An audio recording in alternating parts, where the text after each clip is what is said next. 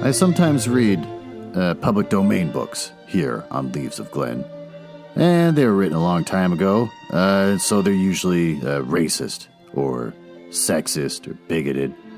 But in there somewhere and all that is a story, and that's why those stories are famous. Other times, I read works from independent authors, and they're delightfully not racist, but they might have adult language or adult situations. So that's your warning, but I'm sure you are grown up enough to handle it. Don't write to me complaining. You've reached Leaves of Glen, where I read the hottest public domain books and short stories. This week, I'm picking up the new year by reading David Copperfield by Charles Dickens, a book I've always meant to read and started but never finished, so I'll do it here with you. It's the 8th novel by Charles Dickens, first published as a serial in 1849 through 1850, and as a book in 1850, and is widely considered his most popular work.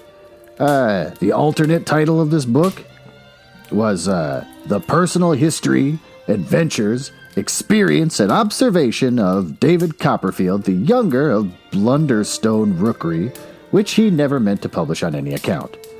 That was actually the title. It's like funny to say with a friend as a joke, but then when you actually try to do it, it's just ridiculous. A little bit about the author. Charles Dickens was born on the 7th of February, 1812, and died the 9th of June, 1870. He was an English writer and social critic. He created some of the world's best-known fictional characters and is regarded by many as the greatest novelist of the Victorian era. His works enjoyed unprecedented popularity during his lifetime, and by the 20th century, critics and scholars had recognized him as a literary genius. His novels and short stories are still widely read today. A couple of fun facts. Not really fun. I just found a website that has facts about his life.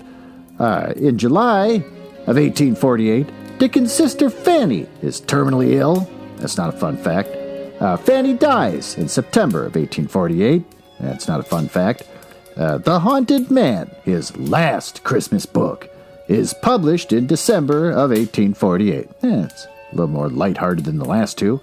In January of 1849, Dickens begins to write David Copperfield, and his son, Henry Fielding Dickens, is born. In August, I just burped, 1850, daughter Dora Ann Dickens is born. She's named after Dora in David Copperfield. Seems weird. Naming one of your living children after a character you made up in a book. Wonder if Dickens has some kind of god complex.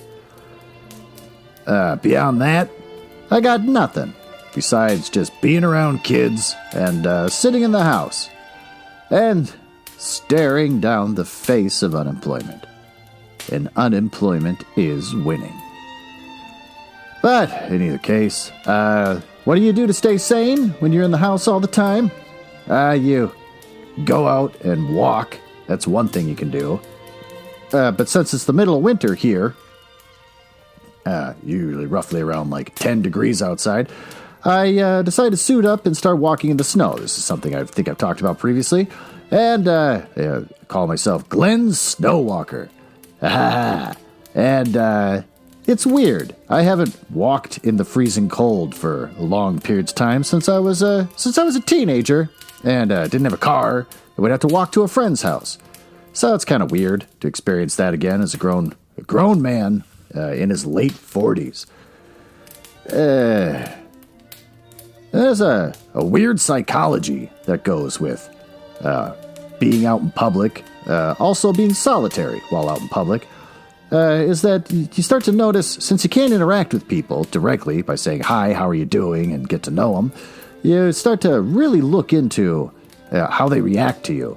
And I have some big old army jacket my daughter picked out for me, and boots, and whatever pants, and then a dumb hat and everything. And I look kind of scary, kind of like a thug or a homeless person. And I think people react to it. So I recently had to go out and buy a more middle-aged suburban dad jacket just so I look less threatening. And I'm telling you, I'm not making this up, there's a huge difference. People suddenly smile at me when I walk by, where before they just kind of avoided me. Oh, thank God. Now it's time to move on to the story and see if I still have the ability to read out loud after I took a week off.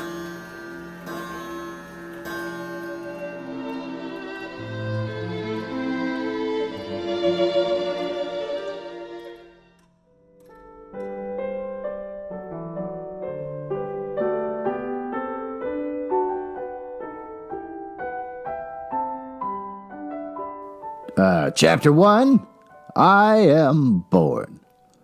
Whether I shall turn out to be the hero of my own life, or whether that station shall be held by anybody else, these pages must show. To begin my life with the beginning of my life, I record that I was born, as I have been informed and believe, on a Friday at 12 o'clock at night. And it was remarked that the clock began to strike, and I began to cry simultaneously. In consideration of the day and hour of my birth, it was declared by the nurse and by some sage women in the neighborhood who had taken a lively interest in me several months before there was any possibility of our becoming personally acquainted at first, that I was destined to be unlucky in life, and secondly, that I was privileged to see ghosts and spirits. Both these gifts inevitably attaching, as they believed, to all unlucky infants of either gender, born toward the small hours on a Friday night. That was huge and without a period. It's going to be one of those books. Tons of commas. I'm going to run out of breath. I need to say nothing here on the first head, because nothing can show better than my history, whether that prediction was verified or falsified by the result. Period. That was nice. That was a short one. On the second branch of the question, I will only remark that unless I ran through that part of my inheritance while I was still a baby, I have not yet come into it. But I do not at all complain of having been kept out of this property, and if anybody else should be in the present enjoyment of it, it is heartily welcome to keep it. I was born with a caul. Oh, what is that? I feel like I should know what that is. A membrane enclosing the fetus. Part of this membrane occasionally found on a child's head at birth, thought to bring good luck. Oh, well, there you go. Which was advertised for sale in the newspapers at the low price of 15 guineas. Whether seagoing people were short of money about that time, or were short of the faith and preferred cork jackets, I don't know. All I know is that there was but one solitary bidding, and that was from an attorney connected with the bill brooking business, who offered £2 in cash and the balance in sherry, but declined to be guaranteed from drowning on any higher bargain. Consequently, the advertisement was withdrawn at a dead loss, for as to sherry, my poor mother's own sherry was in the market, and then, 10 years afterwards, the call was put up in a raffle down in our part of the country at 50 members at half a crown a head, and the winner to spend 5 shillings. I was present myself, and I remember to have felt quite uncomfortable and confused at a part of myself being disposed of in that way. The call was won, I recollect, by an old lady with a handbasket, who very reluctantly produced from it the stipulated 5 shillings, in all halfpence and 2 pence halfpenny short, as it took in an immense time and a great waste of arithmetic to endeavor without any effect to prove to her. It was a fact that we will long be remembered as remarkable down there, that she was never drowned, but died triumphantly in bed at 92. I have understood that it was to the last her proudest boast, that she never had been on the water in her life except upon a bridge, and that over tea, to which she was extremely partial. She, to last, expressed her indignation at the impiety of the mariners and others who had the presumption to go, quote, meandering about the world.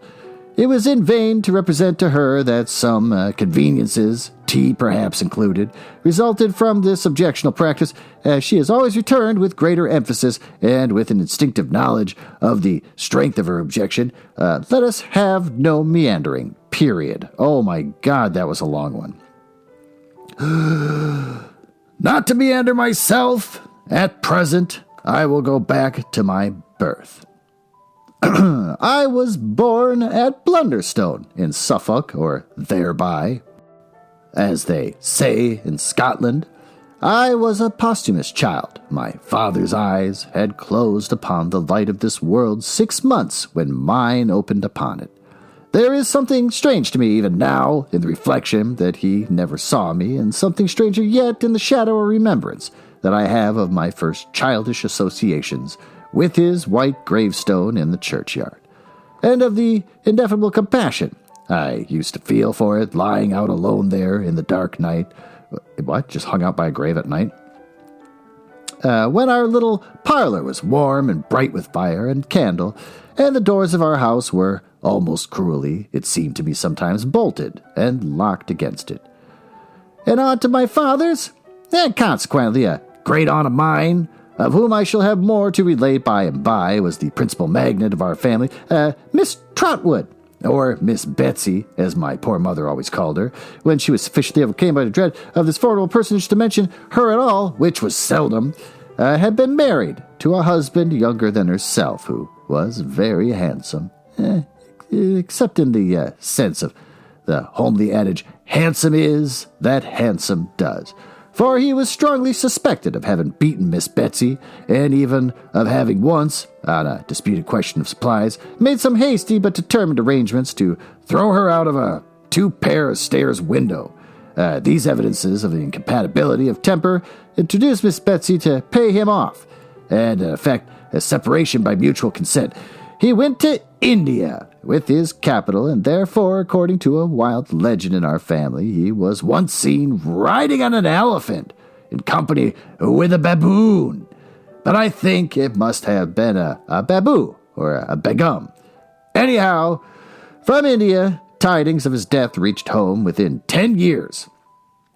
Oh, how they affected my aunt, nobody knew. For immediately upon the separation, she took her maiden name again, bought a cottage in a hamlet on the seacoast a long way off, established herself there as a single woman, with one servant, and was understood to live secluded ever afterwards, in an inflexible retirement. My father had once been a favorite of hers, I believe, but she was mortally affronted by his marriage, on the ground that my mother was a, quote, wax doll. Burp. She had never seen my mother, but she knew her to be not yet 20. My father and Miss Betsy never met again. He was double my mother's age when he married, but a delicate constitution. He died a year afterwards, and, as I have said, 6 months before I came into the world. This is the state of matters. On the afternoon of, which I may be excused for calling that eventful and important Friday, I can make no claim, therefore, to have known at the time how matters stood, or to have any remembrance founded on the evidence of my own senses of what follows. My mother was sitting by the fire, but poorly in health, and very low in spirits, looking at it through her tears and desponding heavily about herself, and the fatherless little stranger, who was already welcomed by some grosses of prophetic pins in a drawer upstairs, to a world not at all excited on the subject of his arrival. My mother, I say, was sitting by the fire that bright, windy March afternoon, very timid and sad, and very doubtful of ever coming alive out of the trial that was before her, when lifting her eyes, as she tried them, to the window opposite, she saw a strange lady coming up the garden. My mother had a sure foreboding at the second glance that it was Miss Betsy. And the setting sun was glowing on the strange lady, and over the garden fence she came walking up to the door with a foul rigidity of figure and composure and countenance that could have belonged to nobody else. When she reached the house, she gave another proof of her identity. My father had often hinted that she seldom conducted herself like any ordinary Christian, and now, instead of ringing the bell, she came and looked in at that identical window, pressing the end of her nose against the glass to that extent that my poor dear mother used to say it became perfectly flat and white in a moment. She gave my mother such a turn that I have always been convinced that I am indebted to Miss Betsy for having been born on a Friday. My mother had left her chair in her agitation and gone behind it in the corner, And Miss Betsy, looking around the room, slowly and quietly began on the other side and carried her eyes on, like a saccharine head in a Dutch clock, until they reached my mother, who was accustomed to be obeyed to come and open the door. My mother went. "Miss David Copperfield, I think," said Miss Betsy, the emphasis referring perhaps to my mother's morning weeds and her condition. "Yes," said my mother faintly. "Miss Trotwood," said the visitor. "You've heard of her, I dare say?" My mother answered that she had that pleasure, and she had a disagreeable countenance of not appearing to imply that it had been an overpowering pleasure. "I see her," said Miss Betsy. My mother bent her head and begged her to walk in. They went into the parlor my mother had come from. The fire in the best room on the other side of the passage, not being lighted, not having been lighted, indeed, since my father's funeral. And when they were both seated, Miss Betsy said nothing, and my mother, after vainly trying to restrain herself, began to cry. "Tut, tut, tut," said Miss Betsy in a hurry. "Don't do that. Come. My mother couldn't help it, notwithstanding, so she cried until she had her cry out. "Take off your cap, child," said Miss Betsy. Let me see you." My mother was too much afraid of her to refuse compliance with this odd request, if she had any disposition to do so. Therefore she did as she was told, and did it with such nervous hands that her hair, which was luxuriant and beautiful, fell about her face. "I bless my heart," exclaimed Miss Betsy. "You are a very baby." My mother was, no doubt, unusually youthful in appearance, even for her years. She hung her head as if it were her fault, poor thing, and she said, sobbing, that indeed she was afraid she was but a childish widow, and would be but a childish mother if she lived. And a short pause, which ensued. She had a fancy that she felt Miss Betsy touch her hair, and that in no ungentle hand, but looking at her in her timid hope, she found that lady sitting with her skirt of her dress tucked up, her hands folded on one knee, and her feet upon the fender, frowning at the fire. "In the name of heaven," said Miss Betsy suddenly, "why rookery?" "Do you mean the house, ma'am?" asked my mother. "Why rookery?" said Miss Betsy. "Cookery would have been more to the purpose if you had had any practical ideas of your life, either of you." "The name was Mr. Copperfield's choice," returned my mother. "When he bought the house, he liked to think that there were rooks about it.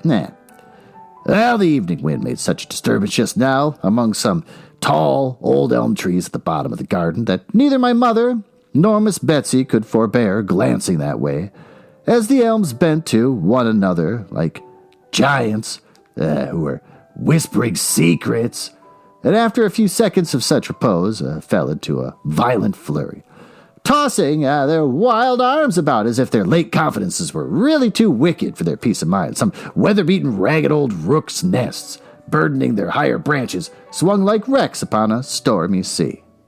Burp. Where are the birds?" asked Miss Betsy. My mother had been thinking of something else. "The rooks. What's become of them?" asked Miss Betsy. "No, there not been any since we lived here," said my mother. "We thought, Mr. Copperfield thought, it was quite a large rookery. But the nests were very old ones, and the birds have deserted them a long time ago." "Mr. David Copperfield all over," cried Miss Betsy. "David Copperfield from head to foot. Calls a house a rookery when there's not a rook near it. He takes the birds on trust. Because he sees the nests." "Mr. Copperfield," returned my mother, "is dead. And if you dare to speak unkindly of him to me—" My poor dear mother, I suppose, had some momentary intention of committing an assault and battery upon my aunt, who could easily have settled with her with one hand, even if my mother had been in far better training for such an encounter than she was that evening. But it passed with the action of rising from her chair, and she sat down again, very meekly, and fainted. When she came to herself, or when Miss Betsy had restored her, whichever it was, she found the latter standing at the window, The twilight was by this time shading down into darkness, and dimly as they saw each other, they could not have done that without the aid of fire.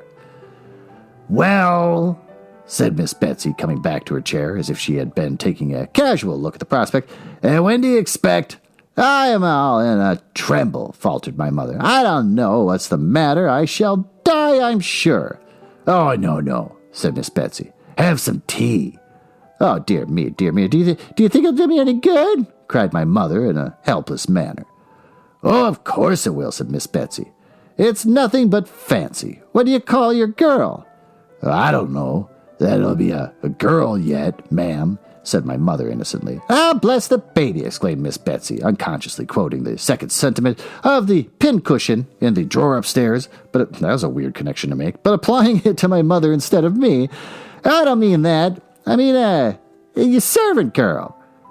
"Peggotty," said my mother. "Peggotty," replied Miss Betsy with some indignation. "Do you mean to say, child, that any human being has gone into a Christian church and got herself named Peggotty?" "It's her surname," said my mother faintly. "Mr. Copperfield called her by it because her Christian name was the same as mine." "You hear, Peggotty?" cried Miss Betsy, opening the parlor door. "Tea! Your mistress is a little unwell. Don't dawdle." Having issued this mandate with a much potentiality, as she had been recognized authority in the house ever since it had been a house, and having looked out to confront the amazed Peggotty coming along the passage with a candle at the sound of a strange voice, Miss Betsy shut the door again and sat down as before, with her feet on the fender, her skirt of her dress tucked up, and her hands folded on one knee.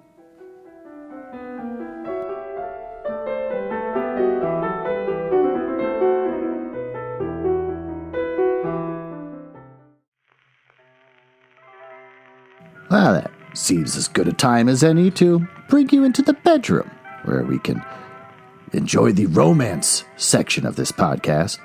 I'll tell you about a new upcoming romance book from Penguin Random House. This week, it's The Ruthless Lady's Guide to Wizardry by C.M. Wagner. It's available January 12th, 2021. Sparks fly in this enchanting fantasy novel from the author of Unnatural Magic, when a down-and-out fire witch and a young gentlewoman join forces against a deadly conspiracy. Delaria Wells, a petty con artist, an occasional thief, and partly educated fire witch, is behind on her rent in the city of Lescourt again.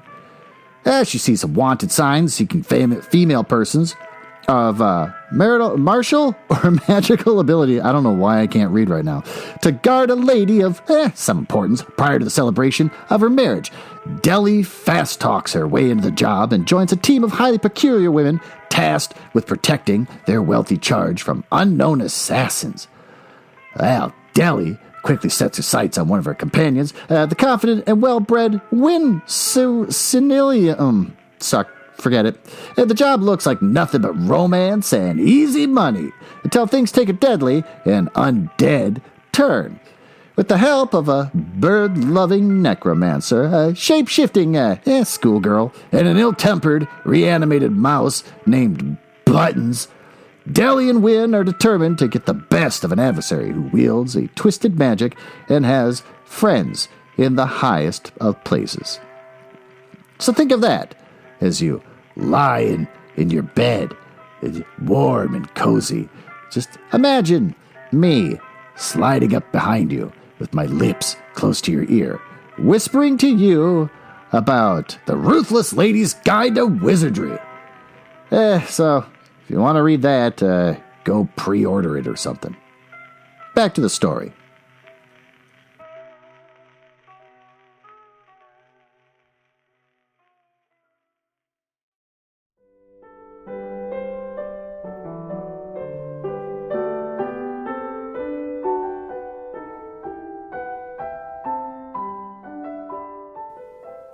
"You were speaking about its being a girl," said Miss Betsy. "I have no doubt it will be a girl. I have a presentiment that it must be a girl. Now, child, from the moment of the birth of this girl, perhaps a boy, my mother took the liberty of putting it, I tell you I have a presentiment that it must be a girl, returned Miss Betsy. Don't contradict. From the moment of this girl's birth, child, I intend to be her friend. I intend to be her godmother. And I beg you'll call her Betsy Trotwood Copperfield. There must be no mistakes in life with this Betsy Trotwood. There must be no trifling with her affections, poor dear. She must be well brought up and well guarded from reposing any foolish confidences where they are not deserved. And I must make that my care, in all caps. There was a twitch of Miss Betsy's head after each of these sentences, as if her own old wrongs were working within her, and she repressed any plainer reference to them by strong constraint. So my mother suspected, at least, as she observed by her the low glimmer of the fire, too much scared by Miss Betsy, too uneasy in herself, and too subdued and bewildered altogether to observe anything very clearly, or know what to say. And, was David good to you, child? Asked Miss Betsy, when she had been silent for a little while, and these motions of her head had gradually ceased. Were you comfortable together? Oh, we were very happy, said my mother. Mr. Copperfield was only too good to me.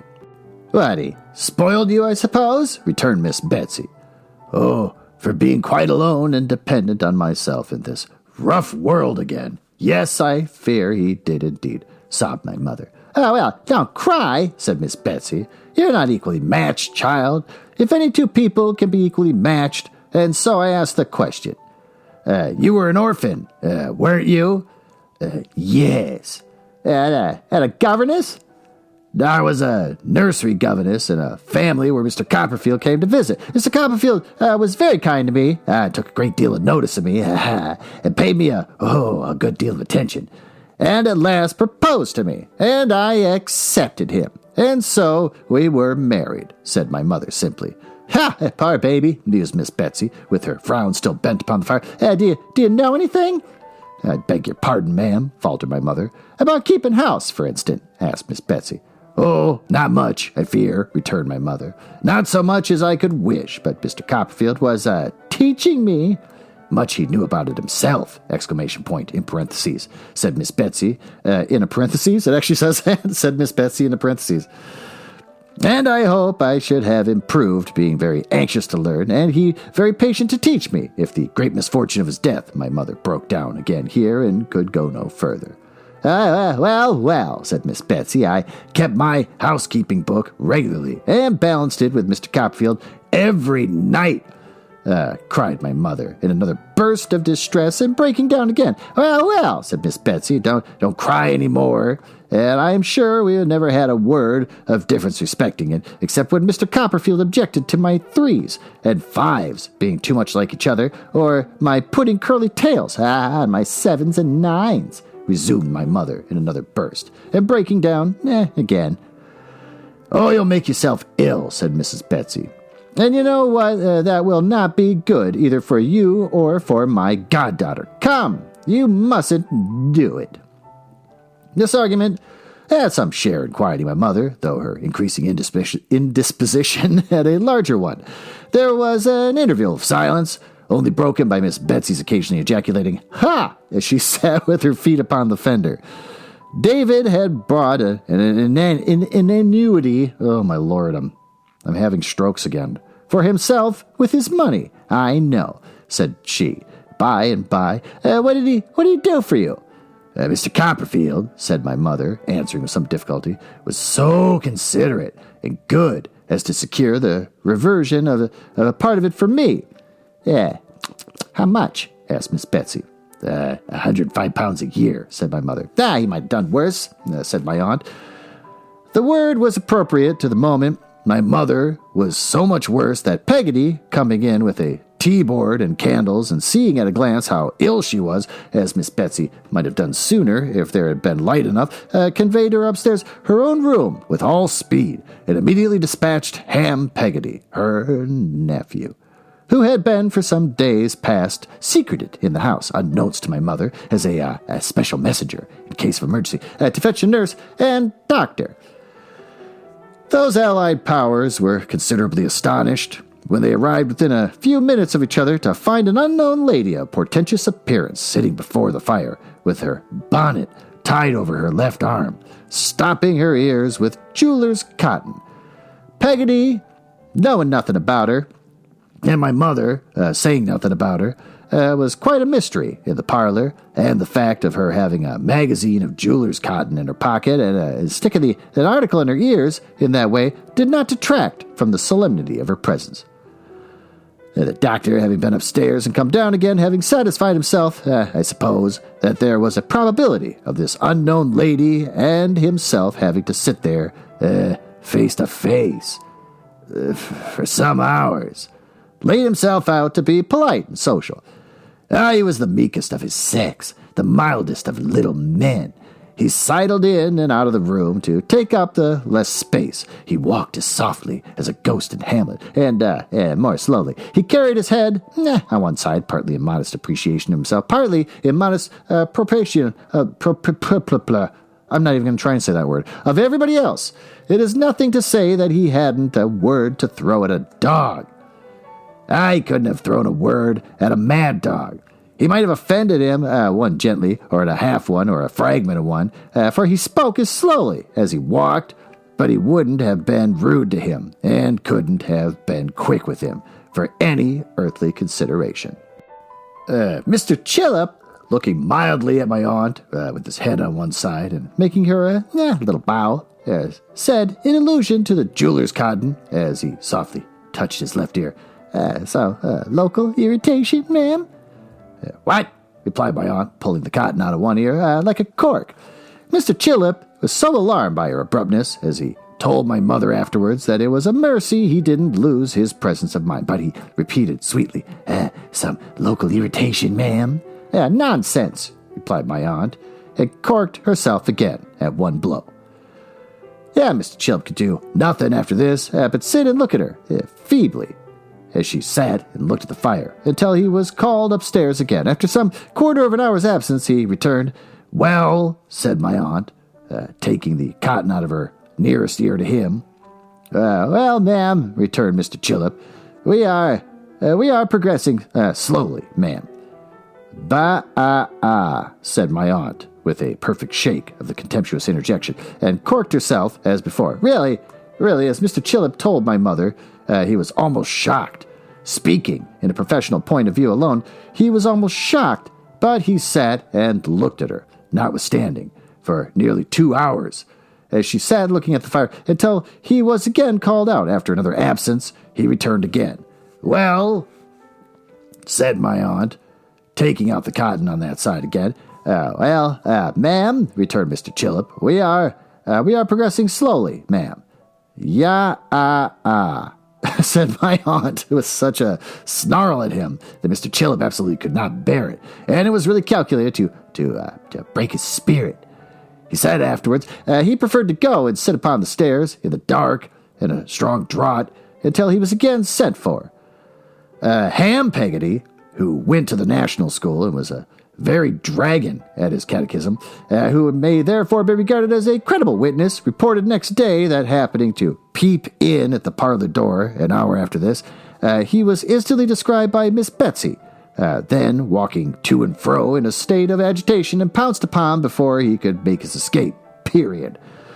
There were now occasional sounds of feet and voices overhead, which he inferred the cotton did not exclude, from the circumstance of his evidently being clutched by the lady as a victim on whom to expand her superabundant education when the sounds were loudest, that marching him constantly up and down by the collar, as if he had been taking too much laudanum, she at those times shook him, rumpled his hair, made light of his linen, stopped his ears as if she confounded them with her own, and otherwise tousled and maltreated him. This was in part confirmed by his aunt, who saw him at 12:30 soon after his release, and affirmed that he was then as red as I was.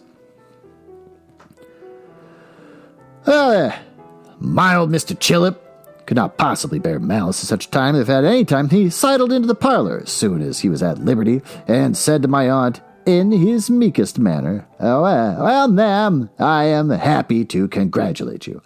What a pun, said my aunt, sharply. Mr. Chillip, fluttered again by the extreme severity of my aunt's manner, so he made her a little bow and gave her a little smile to mollify her. Mercy on the man, what is he doing? Cried my aunt impatiently. Can he speak? Be calm, my dear ma'am, said Mr. Chillip in his softest accents. There is no longer any occasion for uneasiness, ma'am. Be calm. It has since been considered almost a miracle that my aunt didn't shake him and shake what he had to say out of him. She only shook her own head at him, but in a way that made him quail. Well, ma'am, resumed Mr. Chillip, as soon as he had the courage, I am happy to congratulate you. All is now over, ma'am, and well over. During the 5 minutes or so that Mr. Chillip devoted the delivery of this oration, my aunt eyed him narrowly.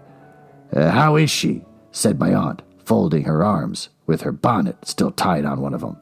Well, ma'am, she will soon be quite comfortable, I hope, returned Mr. Chillip. Quite as comfortable as we can expect a young mother to be under these melancholy domestic circumstances. There cannot be any objection to your seeing her presently, ma'am. It may do her good. And she, in all caps, how is she, in all caps again, said my aunt sharply. Mr. Chillip laid his head a little more to one side and looked at my aunt like an amiable bird. The baby, said my aunt. How's she? Ma'am, returned Mr. Chillip, I apprehend you had known. It is a boy.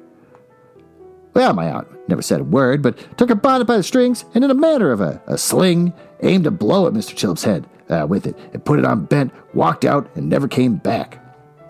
She vanished like a discontented fairy, or like one of those supernatural beings whom it was popularly supposed I was entitled to see, and never came back any more.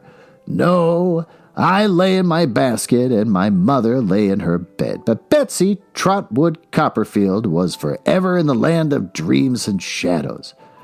She, tremendous region whence I had so lately traveled. The light upon the window of our room shone out upon the earthly born, and all such travelers, and the mound above the ashes and the dust that once was he, without whom I had never been.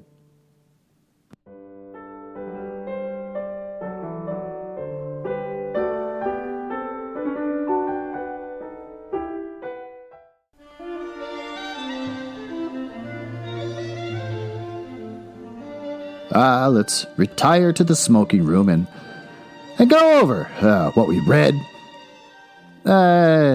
Basically, David's mom lost a husband before David was born, which is a sad thing.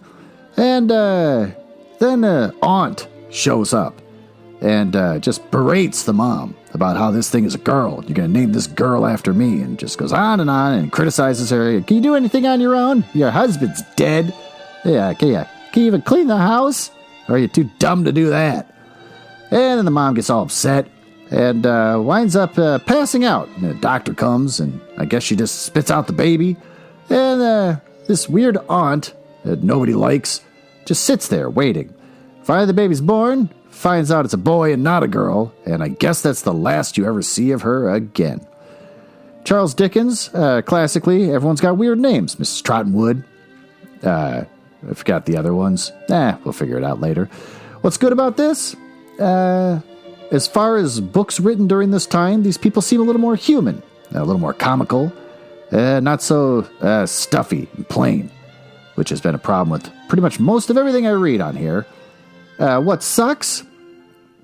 As far as the story goes, nothing really sucks. The character of the aunt is pretty annoying. That's about it. So that's pretty good news. And what do we learn? We learn that overbearing people are annoying. And I guess that's pretty much it. I know that when my mom remarried a guy, he was friends with some weirdo down the street who would always walk up every day and just look in through their front window to see if they're sitting there watching TV. And then he would just come in without knocking. And if it was wintertime, he didn't want to take off his boots. So he'd grab a kitchen chair and sit there in the kitchen with his boots on the linoleum and then just talk at my mom's new husband for hours. He used to drive my mom nuts. What's this trashy guy who refuses to take off his boots? Why can't he just ring a doorbell? Why has he got to look through the window? So I definitely understand the annoyance of an overbearing weirdo. And that's pretty much all we got. Had to get back in the swing of things. It's been a while since I've read anything out loud, and it feels awkward and stiff. Nothing like having a book that refuses to use periods. Just paragraph after paragraph, it's all commas. To get me trained in, back to getting used to reading out loud again. Well, with that, we will read Chapter 2 later on this week, and I will see you then.